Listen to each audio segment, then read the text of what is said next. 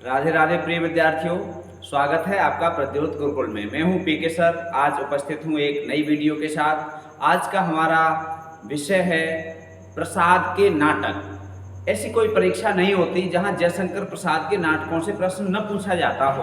अधिकांश परीक्षाएं, अधिकतर परीक्षाओं में एक न एक प्रश्न, कम से कम एक प्रश्न तो जयशंकर प्रसाद के नाटकों से आता ही आता है। तो आज हम जयशंकर प्रसाद के नाटक, उनके प्रकाशन वर्ष और उनके विषय वस्तु के बारे में पढ़ेंगे कि कौन से नाटक की विषय वस्तु क्या है, मुख्य विषय क्या है उस नाटक का, जो परीक्षाओं में बहुत पूछे जाते हैं। तो आइए देखते हैं, शुरुआत करते हैं बिना किसी देर के। आइए, जयशंकर प्रसाद के नाटक पहला नाटक सज्जन। पहला नाटक कौन सा है? सज्जन। ये जयशंकर प्रसाद का प्रथम नाटक है। परीक्षाओं में एक प्रश्न तो यही बनता है कि जयशंकर प्रसाद का पहला नाटक कौन सा है, तो पहला नाटक है सज्जन। अब सज्जन क्या है? सज्जन पहला नाटक है और ये महाभारत पर आधारित है। काहे पर आधारित है इसकी कथा वस्तु? महाभारत पर। महाभारत के पात्र युधिष्ठिर की सज्जनता दिखाई गई है इसमें। इसका कथानक प्रकाशन वर्ष है 1910। कहीं यदि विकल्प में 10 नहीं दिया है तो आप 1911 भी कर सकते हैं। तो 1910 सज्जन, ठीक है। कथानक महाभारत से, इसका कथानक कहाँ से लिया गया है? महाभारत से, याद रखेंगे। युधिष्ठिर की सज्जनता का वर्णन, ठीक है, सज्जनता का वर्णन। इसमें सज्जन युधिष्ठिर के लिए कहा गया है, ठीक है। तो वैसे भी युधिष्ठिर धर्मराज थे, सज्जन थे, तो सज्जन से हम याद रखेंगे युधिष्ठिर की कथा है, इसमें महाभारत से ली गई है, ठीक है। कथावस्तु याद रखनी है, कथावस्तु बहुत महत्वपूर्ण है इनकी, और ये परीक्षाओं में पूछी जाती हैं तो लोग कंफ्यूज होते हैं विद्यार्थी। आइए देखते हैं दूसरा, कल्याणी परिणय। दूसरा नाटक है इनका कल्याणी परिणय, ठीक है। सेल्यूकस की पुत्री थी कल्याणी, और परिणय का अर्थ होता है विवाह। सेल्यूकस की पुत्री कल्याणी का विवाह चंद्रगुप्त के साथ, ठीक है। तो कल्याणी का और चंद्रगुप्त का प्रेम वर्णन है इसमें। 1912 का ये नाटक है। सेल्यूकस की पुत्री कल्याणी का चंद्रगुप्त से विवाह का वर्णन है, ठीक है। सेल्यूकस की पुत्री का विवाह चंद्रगुप्त के साथ होता है, इसका वर्णन है इसमें। काय में? कल्याणी परिणय में, ठीक है। तो कल्याणी सेल्यूकस की पुत्री थी, और परिणय का मतलब विवाह। कल्याणी का विवाह किसके साथ हुआ? चंद्रगुप्त के साथ, याद रखेंगे, ठीक है। तीसरा है करुणालय। करुणालय बहुत महत्वपूर्ण है, हिंदी का पहला गीत नाट्य माना जाता है, हिंदी का प्रथम गीत नाट्य। क्या? करुणालय। बार बार परीक्षाओं में पूछा जाता है कि हिंदी का प्रथम गीत नाट्य कौन सा है? करुणालय, ठीक है। 1912 से संबंधित है ये भी, करुणालय भी। और हरिश्चंद्र और विश्वामित्र की कथा है इसमें। हरिश्चंद्र और किनकी? विश्वामित्र की पौराणिक कथा है। पौराणिक कथा है हरिश्चंद्र और विश्वामित्र की, कल्याणी काय में? करुणालय में। करुणालय क्या है? पहला, हिंदी का पहला गीत नाट्य, ठीक है। इसकी कुछ स्थानों पर हो सकता है 1913 भी मिले आपको, ठीक है। विकल्प में यदि 12 नहीं दिया है तो आप 13 करेंगे, ठीक। अगला है प्रायश्चित। प्रायश्चित 1913, जयचंद का पश्चाताप। इसमें क्या है? मुख्य कथा जयचंद का पश्चाताप है। जयचंद पृथ्वीराज चौहान को मरवा देता है। कैसे? कुटिल नीति से, फिर बाद में पछताता है, तो उसी का वर्णन है इसमें प्रायश्चित में। प्रायश्चित का मतलब होता है पश्चाताप करना, ठीक है। तो किनका पश्चाताप है? जयचंद का, याद रखेंगे प्रायश्चित। पृथ्वीराज के अंत के बाद जयचंद पश्चाताप करता है, जिसका वर्णन जयशंकर प्रसाद जी ने प्रायश्चित में किया है, ठीक है। अगला है राज्यश्री। राज्यश्री नाटक 1915, हर्षवर्धन की बहन राज्यश्री। हर्षवर्धन की बहन का नाम है राजश्री, उसकी चारित्रिक विशेषताएं इसमें प्रस्तुत की गई हैं, दिखाई गई हैं। तो हर्षवर्धन की बहन थी राजश्री, ठीक है, ये आप याद रखेंगे। तो जब हमें इनकी कथावस्तु याद होगी तो ये नाटक भी हमें याद हो जाएंगे और इनकी कथावस्तु हमें याद बनी रहेगी आसानी से, ठीक है। आइए आगे देखते हैं। आगे है विशाख 1921। विशाख 1921 कलहड़ की राजतरंगिणी पर आधारित, ये प्रश्न आता है। कलहड़ की राजतरंगिणी पर आधारित कौन सा नाटक है जयशंकर प्रसाद का? तो कौन सा है? विशाख।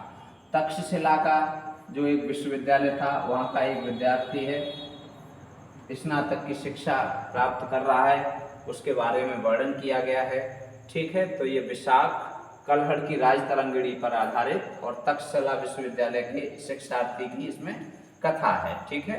विशाख, विशाख नाम था। अजातशत्रु श्रेष्ठ नाटकों में से एक है अजातशत्रु। इसमें मगध, कौशल और कौशाम्बी, तीन जो राज परिवार हैं उनकी अंतः कथा का वर्णन है। इसमें तीन राज परिवारों की आंतरिक कथा का वर्णन है अजातशत्रु में, ठीक है।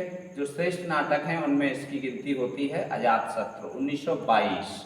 अगला है जन्मेजय का नागयज्ञ। तो जन्मेजय ये परीक्षित के पुत्र थे।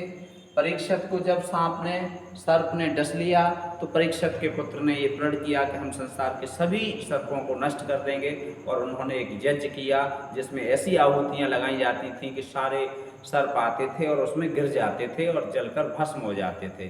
तो उन परीक्षित पुत्र जन्मेजय और नागों का संघर्ष इसमें दिखाया गया है।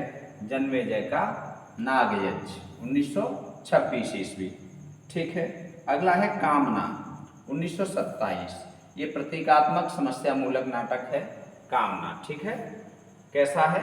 कामना प्रतीकात्मक समस्या मूलक। कामना का मतलब होता है इच्छा, और जब इच्छाएं ज़्यादा होती हैं तो समस्या तो होती है। तो हमें ये याद रखना चाहिए कि कामना कैसा है? समस्या मूलक नाटक है, ठीक है। अगला है स्कंदगुप्त 1928। बहुत पूछा जाता है परीक्षाओं में। स्कंदगुप्त गुप्त साम्राज्य के भीतरी षड्यंत्र का वर्णन है इसमें। गुप्त साम्राज्य का भीतरी जो षड्यंत्र चल रहा था उसका वर्णन है स्कंदगुप्त में। प्रकाशन वर्ष इसका 1928 माना जाता है। बहुत महत्वपूर्ण नाटक, ठीक। आइए अगला देखते हैं। एक घूंट 1930। ये एकांकी है। एकांकी का मतलब होता है जिसमें एक अंक होता है, तो एकांकी है ये हिंदी की, ठीक। स्वच्छंद प्रेम के स्थान पर वैवाहिक प्रेम की प्रतिष्ठा की गई है। स्वच्छंद प्रेम का मतलब बिना विवाह के जो प्रेम में रहते हैं, लिव इन रिलेशनशिप जिसे आजकल कहते हैं, विवाह हुआ नहीं और प्रेमी प्रेमिका एक साथ रहते हैं, उसके स्थान पर वैवाहिक प्रेम की प्रतिष्ठा की है। किसने? जयशंकर प्रसाद ने, ठीक है। एक घूंट। चंद्रगुप्त बहुत उच्च कोटि का नाटक है, 1931 में लिखा गया है, और सिकंदर का भारत पर आक्रमण इसमें दिखाया गया है। उससे संबंधित बहुत सारी घटनाएं दिखाई गई हैं। चंद्रगुप्त और चाणक्य के द्वारा नंद वंश का किस प्रकार से नाश किया गया, ये सब इसकी कथावस्तु है। काय की? चंद्रगुप्त की। तो चंद्रगुप्त से चंद्रगुप्त, पूरा चंद्रगुप्त ही काय पर आधारित है? इस नाटक पर। चंद्रगुप्त का जीवन चरित्र विशेषताएं सारी इसमें आती हैं, और ये कल्याणी परिणय का ही एक विस्तृत रूप है, ठीक है। ध्रुव स्वामिनी 1933 में प्रकाशित नाटक है। वैसे तो ये अंतिम कृति मानी जाती है। प्रथम कृति सज्जन, पहला नाटक सज्जन बहुत आता है, और अंतिम नाटक सबसे ज्यादा तो यही आता है। अंतिम नाटक कौन सा है? ध्रुव स्वामिनी, ठीक है। अभिनय की दृष्टि से ये श्रेष्ठ नाटक है। अन्य सभी नाटक अभिनय की दृष्टि से उच्च कोटि के नहीं हैं, ठीक है। तो ये पहला ऐसा नाटक है जिसका अभिनय किया जा सकता है, बाकी नाटकों के अभिनय नहीं किए जा सकते हैं। रंगमंच के लिए इन्होंने नाटक नहीं लिखे हैं, और ये पहला नाटक है जो रंगमंच की दृष्टि से उच्च कोटि का है। पहला नाटक है जो रंगमंच की दृष्टि से कैसा है? उच्च कोटि का नाटक है। इसके बाद है अग्निमित्र, ठीक है, इसमें क्या दिखाया गया है, स्त्री अस्मिता, स्त्री स्वतंत्रता और स्त्री के अधिकार दर्शाए गए हैं। इसमें पुरुषों के शोषण के विरुद्ध दिखाया गया है, स्त्रियों की स्वतंत्रता को बढ़ावा दिया गया है। तो स्त्रियों के जीवन पर आधारित बहुत ही शिक्षाप्रद और महत्वपूर्ण नाटक है ध्रुव स्वामिनी। ठीक है, परीक्षाओं की दृष्टि से तो वेरी वेरी इंपॉर्टेंट है, बार बार पूछा जाता है परीक्षाओं में, बार बार, इसकी कोई गिनती नहीं है कि कितनी बार पूछा जा चुका है। एक नाटक और हम लेकर आए हैं आपके लिए, इन नाटकों के अलावा 14वां नाटक। वैसे संख्या पूछी जाती है तो 13 ही हम बताते हैं, लेकिन 14वां एक नाटक मिलता है जो अपूर्ण था। जयशंकर प्रसाद ने लिखा 1934 में, लेकिन प्रकाशित नहीं हो पाया था, 1944 में प्रकाशित हुआ था, अग्निमित्र।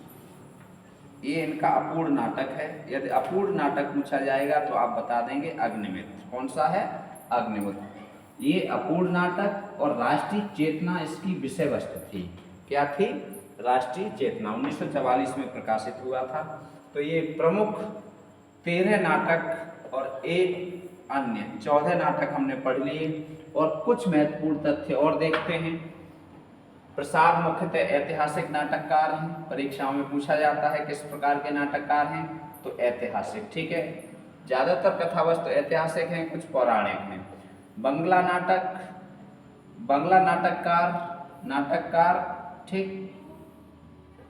द्विजेंद्र लाल राय का प्रभाव है इन पे, ये पूछा जाता है। किनका प्रभाव है इनके नाटकों पर या इन पर? द्विजेंद्र लाल राय। और अंग्रेजी के जो नाटककार हैं शेक्सपियर, उनका प्रभाव देखा जाता है, बताया जाता है। ठीक है, ये नाम दोनों याद रखेंगे, ये ज़्यादा महत्वपूर्ण नाम है। ध्रुव स्वामिनी विशाख के देवी चंद्रगुप्तम पर आधारित है। जो ध्रुव स्वामिनी नाटक है वो विशाखकृत देवी चंद्रगुप्तम नाटक पर आधारित है। अगला है करुणालय, हिंदी का प्रथम गीत नाट्य है। जब हमने करुणालय पढ़ा तभी हमने आपको बता दिया था, पहला गीत नाट्य है।